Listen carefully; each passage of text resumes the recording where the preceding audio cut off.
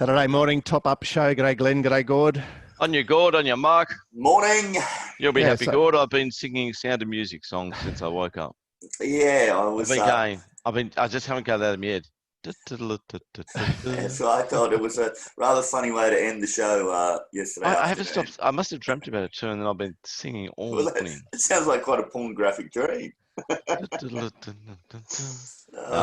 were raving about nuns and what they were doing and all that sort of stuff. Little juicy looking Lambo, and we've hit a chord there with you. Anyway, let's bat on. Yes. Something more juicy is this program. Okay, so and the scratching's not too bad. 3 mils overnight, track pretty much the same. The sun is trying to come out. I'm down here, it's trying to come out. Yeah, it's just it's a touch murky. The wind hasn't really got up yet, so keep an eye on the wind, particularly later in the day. Now, as far as movers and shakers are going, let's have a look to see what we can find here. Race 1.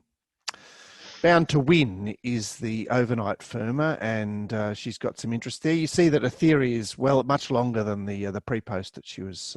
There was a bit of money there this morning to back it at 560, and some smart layer came in and scooped it all up. No comment. Some smart layer. God, have you got anything to add on this race? This pipe opener at Randwick today? No. Tough race. Yeah, it is a tough race, isn't it? And she's a strong interest there. Bound to Win at $6, Mark, 800. Yeah, I must say I was a bit put off by the name of Word for Word alongside it, so I'll leave that to you, Glenn. That one. Okay. But yeah, look, it's a bit up for grabs, that race. With up for grabs. I know JJ Darcy was particularly firm overnight. Okay. But whatever that means, it is G-Boss. I can't back him. Yeah. Race 2 is a feature because we've got this Kosciuszko horse, It's Me. Just ignore that $10 there. 5,000 matched. It's sitting at even money. Gord, what's a takeable price, this horse? It's what it's going to get to by the looks of it. What's it going to get to, Mark? Gord? 210, 220 is acceptable for me. Okay. I think anything over even money is a small wager in that circumstance, considering the fact that it's not its grand final and it might have map issues. But yeah, are you using this horse to assess the track, Gord? Probably not, because I think it's got that much more ability than the rest that even if there was inside bias, it could overcome it. Okay. Interesting money there, Mark, for that horse I said was best horse in the race, Bright Rubric. Look at that. Yeah. $1,000 at $14, $1,000 at $16. Well, it is 16 into 10 on the fixed, so it's an interesting resumer. Yeah, and thank you for putting those bets up there for us, Glenn. I must admit, I did turn on this page last night, and I was sitting here, and $1.86 lay came up. It's Me for a monkey, so I did grab that. Yeah. Okay. Yeah. Good work. Whatever that means. Yeah, so a bit of a parade race with Bright Rubik, who resumes off a long spell, first full preparation for the and Toro too. And Toro too. And the favourite. I mean, I'm sure the favourite's one to beat. Oh well, that's a very clever prognostication. Oh, I know that. I know. It's because I've laid it 486 and trying to work out what. Tell people to have $2 on it, Glenn. I know. It was as bad as that. I apologise. Okay, so your horse Nimmerly came out of the mile race. Yeah. Money for Discharged, and Opacity not looking quite as firm as it was yesterday. Some interesting comments from you, particularly on the show there, Gord, of Opacity. It's I suppose it's a bit of a fact-finding race for Opacity. He's had the right, sort of the right preparation for the race. You were remarking that he perhaps could have done more in his lead-up. Now, the thing is, last preparation was a similar scenario where it wasn't exactly dynamic first up and then 1 second up. The fact of the matter is, you've really got to weight heavily what a horse does its previous start, and for it to not go past a horse was a bit scary for the horse in the race that I really want to back. So. Right. Look at that Cinque Day there. I mentioned on the show yesterday that it was a horse of interest because it was going to posse up, whereas in the lead up it sort of had to go back a bit. But it does seem particularly well found, doesn't it? Mm. Mm. Anyway, that's the mile race. Maybe a Race few of these horses look a bit more well-found because with the scratching of Nimali, it has shortened up a lot of them in the market. They're like, I think Discharge look Yeah, but particularly Opacity is well-found. the same price it was, so some Well, of them haven't. Okay, Opacity must be weak. The T-Rose, and look, there's 250 Hungry Heart, you know, and 12,000 match. So there's a lot of activity there on the favourite. Obviously perceived by the market to be a match race with our horse of interest, Montefilia, the Bartlett whale in third the pick. bay, but 20's bar. So, but yeah, it's look, I suppose it's a fascinating rematch. I did tip number 2 on top last start, Manningham. I know I didn't think, but at 20s I could. Yeah, I can't get it that long because, of course, it you know, it's got such short SPs in this bracket of races last start, and particularly the 2 starts before spelling. But I suppose it's hard to like. Gordy, barring up here on Hungry Heart? Yeah, really easy betting race for me. The major lead up, the only horse I want out of it is Hungry Heart, and the one with DF and the positive pearl that Glenn has spotted as far as pain is concerned is number 8, Montefilia. Probably, you know, it'd be like 3 unit, 1 unit. 3 unit, 2 unit. I'll probably go for the good result on Montefilia. Yeah. Wow. Okay. All right. Well, I hope you're right. I picked the first bet, Will.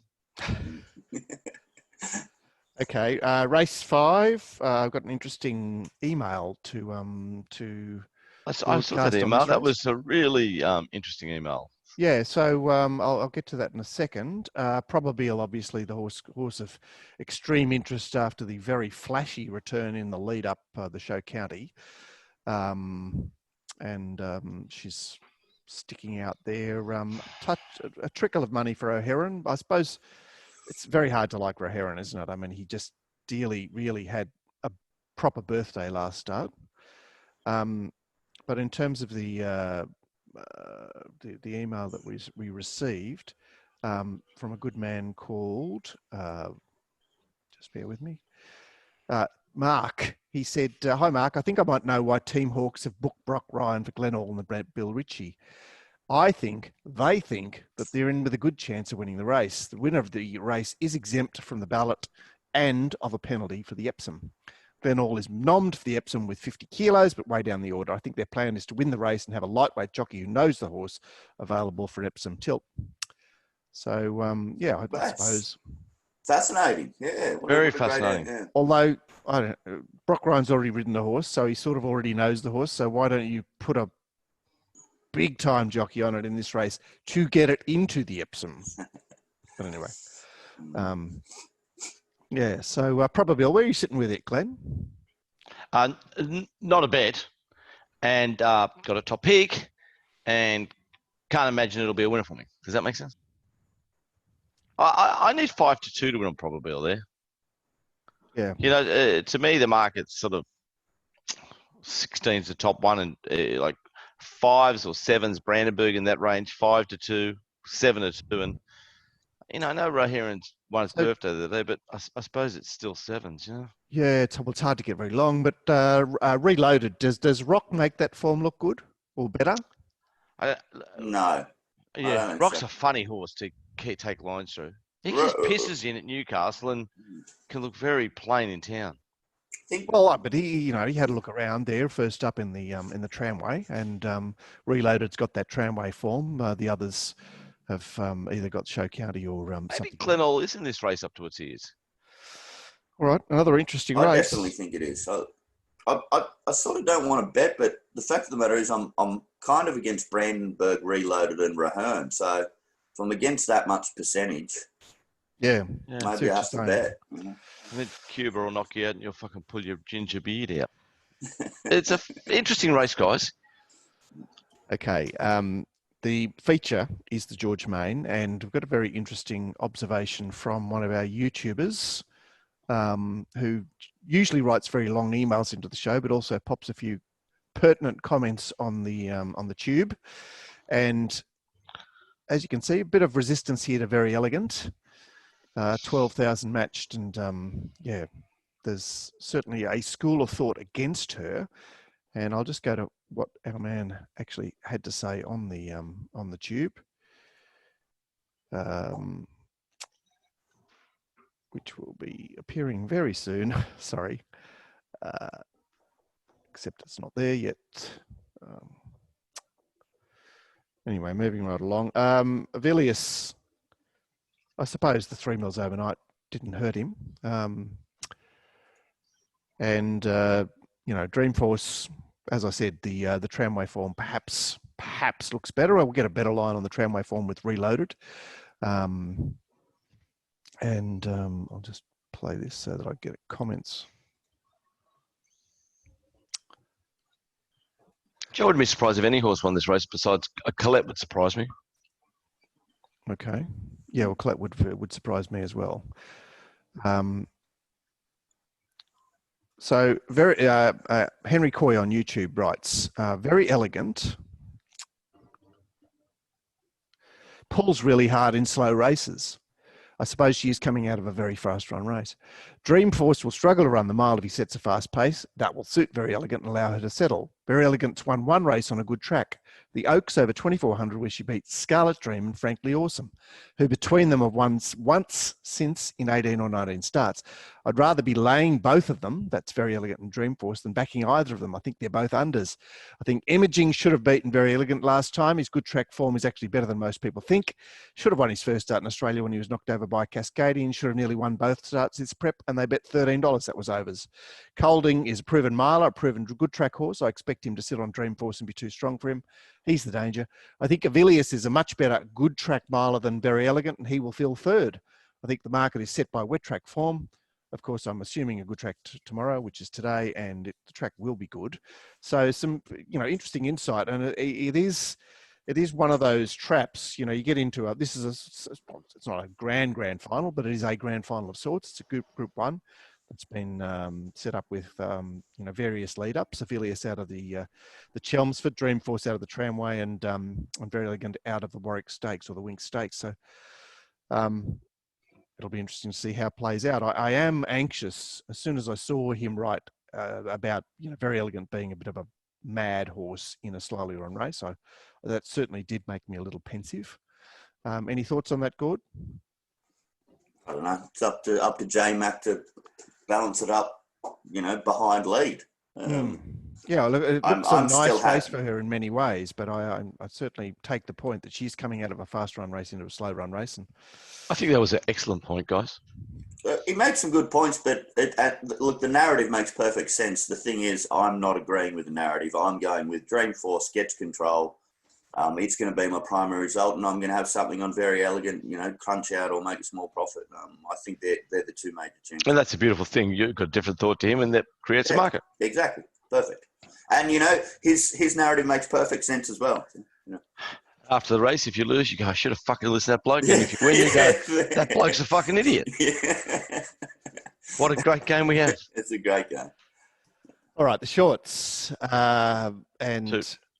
You've done something wrong here, Mark. Head-to-head, you gone there. Yeah, well, our head-to-head bet last week faded, so it was just it was. By the way, you guys have been busy overnight, eh? Just fill that Bentley up, love. Idiot, God. Truckload and so stand out. As you can see, standout is the standout in terms of betting action on this race. I must admit, he did stand out a bit to me as like wrong price yesterday. All right, so he's now into 480 fixed from 650, and as you can see, there's a bit of action there in the fives. There, Bivouac trading pretty long here, Gord. Yeah. Look, it's a really open race. I'm sure there's going to be plenty of action. There's going to be plenty of people that are going to want to back and lay nearly every horse in the race. Well, except for the two spastics down the bottom. Can maybe Prairie Fire's looking for a Kosciuszko slot as well? Huh? What? Sorry, for the horses with limited ability down the bottom. Big hello to all the people out there with disabilities. Go on, guys. Oh, yeah. God, you're funny. Yeah, look, it looks a great betting race. Can Classic Legend wind up favourite here, Glenn? Is that possible? I suppose the market says it's possible. Well, like Bivouac Classic Legend standout. One of those three will jump favourite, probably around the 480 mark. I don't know which one. Okay, look, it looks a great race to. It's just a champion race to watch. Yeah, but it's also looks a great race to have a pick, isn't it? Can't wait for Mounting Yard Mail myself. A lot of first up horses. Fucking oath. I won't be able to You'll breathe be waiting without for it. the message, Glenn, will you? I drive myself at the message. I looked at who fucking sent this to? Oh, me. You know how much I hate tips. All right. The nightmare race on the day is the penultimate. No, it's not. We took evens in the quaddy. That was it was the best of all time. And one of the odds got scratched. I just loved it. Oh. Number 13 got scratched. Fuck, I love it. Yeah, but it was out before. We knew that. Oh, okay. Sorry. Yeah, so it's an inscrutable race. Obviously, Patton on the day will bear some relationship to this race, even though it's a staying race. I went back over it this morning, and I'm just none the wiser. It's my version of a $33 race because, and I'm not far behind you, Mark. Hmm. The other thing I'm saying about the evens in the quaddy is look at the ones we got that are evens. Go, they're all in the market, and all we could do is get number 9 beat. Yes. Doesn't that make 9 a model then? Possibly. Maybe it does. I did have 2 looks at Rondinella this morning, simply because it has been no good for the very odds. quiet poker rounds there. Okay. And I'm sure we'll be a little bit more positively ridden from a better draw today. Rachel King riding above her above her perceived standard of late. She's peaking. All right, and let's get to the nightcap, which because I just can't waste another breath on that race 8, the Kingston Town, the Metropolitan lead up.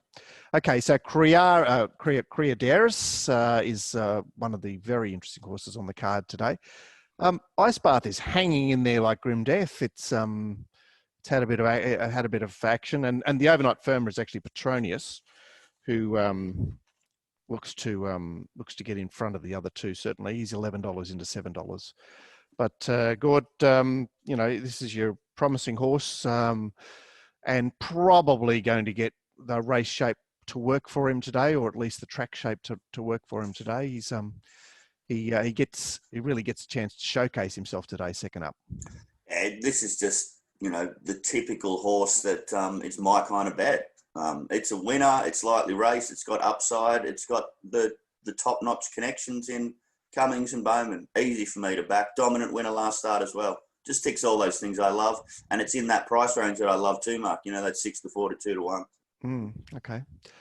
All right. Well, we'll see how we finish there. Dave Dwyer is betting 110% on race 7 today. That's the shorts. He'll be doing that from midday, I think.